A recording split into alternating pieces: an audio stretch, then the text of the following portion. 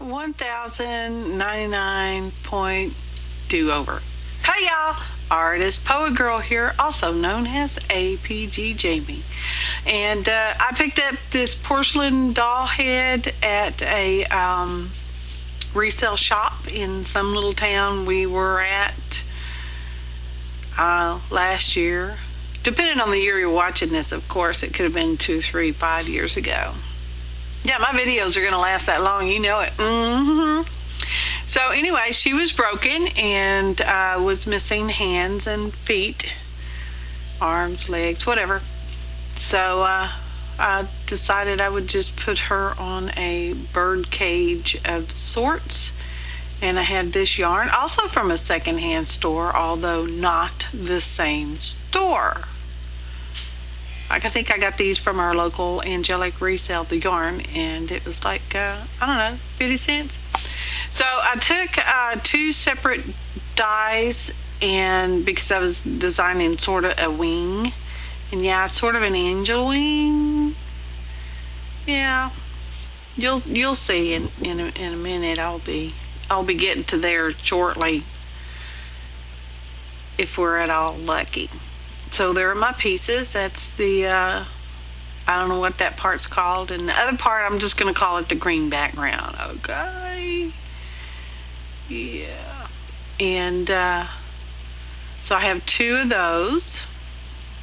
Those are the bottom portion of that one die. And then these are angel wings. I cut out 4 white ones. And the black pieces there are some pieces of packaging. Because I wanted I wanted sturdier than just a double layer of cardstock. And yeah, I guess I could have just painted, chipboard. But hey, why do it the easy way when you can go the long way? And there I'm kind of cleaning up my fingers with, Aileen's tacky glue. Don't you just know it? So I'm gluing all my layers together. I know you can see it. I know you can. And did I show where I inked the edges? Oh, I'm probably not to that point yet. There's my wooden Woody. I rolled everything over with Woody and smashed it all down. And here I'm putting my little decorator part onto the green background part. And I'm using that fine little liner thing. Oh man, those things are great. Fine line applicator. Get them from the model car section at the Hobby Lobby. That's where I was directed to, and that's where I found this one. A little more expensive than I really wanted to pay, but use one of those coupons, people. Coupon. So here's some netting tulle that I had laying around, and there y'all saw me sewing it up. And those are the wonderful package that my hubby bought me in Santa Fe, New Mexico, of pins. And I'm just going to go around the lines inside there. And if you make a little faux pas, the baby wipe worked pretty good, wiping it off.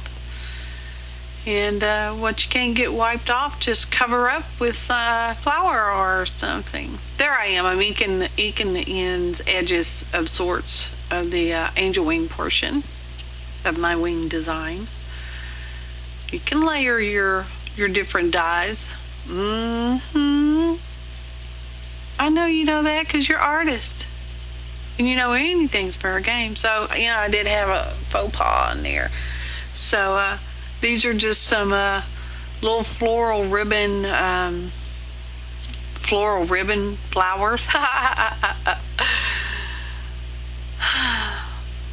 And so I'm going to cover up the little bobo. Yeah, I pointed to it, but it was moving so fast you probably couldn't see it. And besides, you just have to take my word for it that there is a faux pas. It is not the only faux pas in this video. But anyways, so let's see. I can sing about a bottle. Water bottle. No, we're not going to do the water bottle. So there's my little bird cage thingy. It was in the clearance section of some store. And there's my little net stuff. I'm putting some glue on the thread that I sort of gathered it together with to just, I don't know, reinforce it.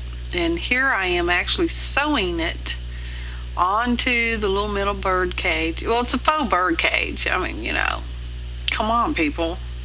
You'd only be able to put a hummingbird in there, and I don't think they'd like that very well. They like to fly around a lot. So, no stories to tell you. The weather is great today. I hope it is great where you are and that you are having a lovely, wonderful day. The puppy dogs are napping. And we have a light breeze, so you may hear an occasional wind chime or even a train whistle, because I do have the studio opened up to the greater outdoors. Here I'm just tacking the purple netting seam sort of closed. The white one I didn't really worry about so much. I don't know, I might have tacked it too. So there's my porcelain head that I put the fancy yarn on and wanted to have her naked chest. And use some E6000 to stick her onto the bird cage, and now I'm putting on the wing because I forgot to put it on first. You know, sometimes first steps come second. Well, I feel a yawn coming on. Never mind, it went away. So I thought, yeah, well, that's dry, and I put rubber bands on it to, you know, hold her and the face and the wings on there. And now I'm going to tie some of that yarn onto the open spoke spindle wire thing. Did y'all hear that? Talk, talk, talk. That was an acorn. Acorn.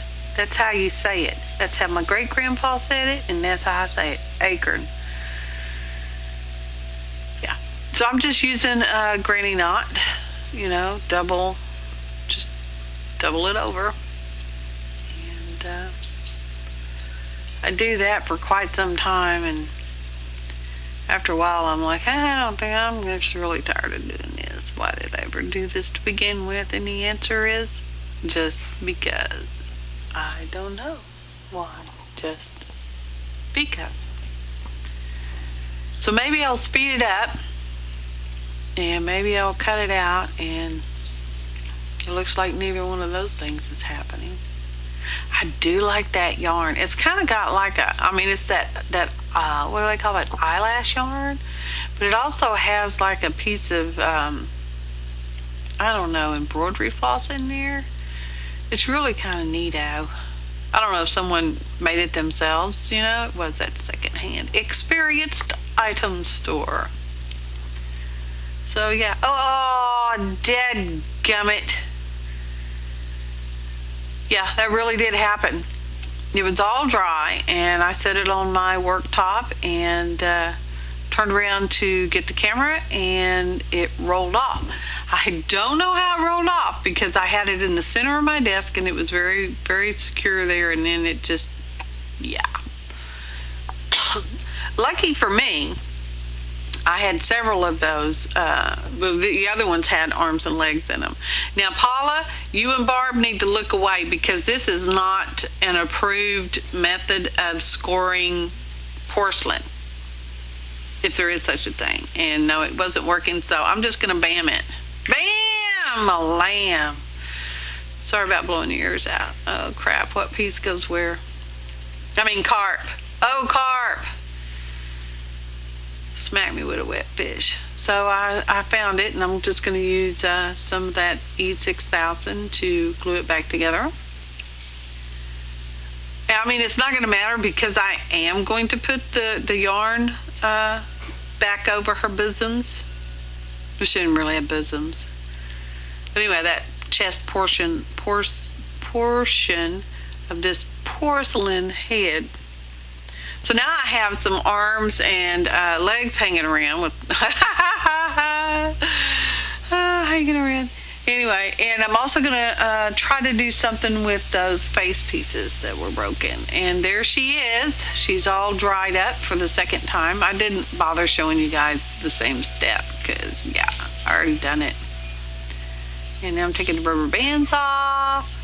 Now I'm puffing up her little, I don't know, dress part. And you really can't see it because, yeah, we'll lift her skirt up. Show us what's inside.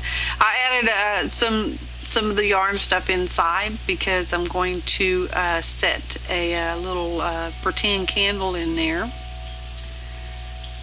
and snap her back closed, and you will see a photograph here in a moment. Sadly to say, I am not that happy with how she turned out.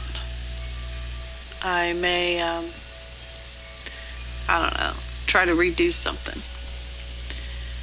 And yeah, the key is still on the inside. So there she is. She's okay. Yeah, stay. There's a photograph of her. You can barely see the candle inside. And I don't know, it's just, I don't know. There's more or less a longer view, but you know, the photographs aren't that great either. So yeah, it's kind of indecisive if she is truly an art doll or not. So art doll? Hey, thanks for watching, and happy arting, y'all. Namaste.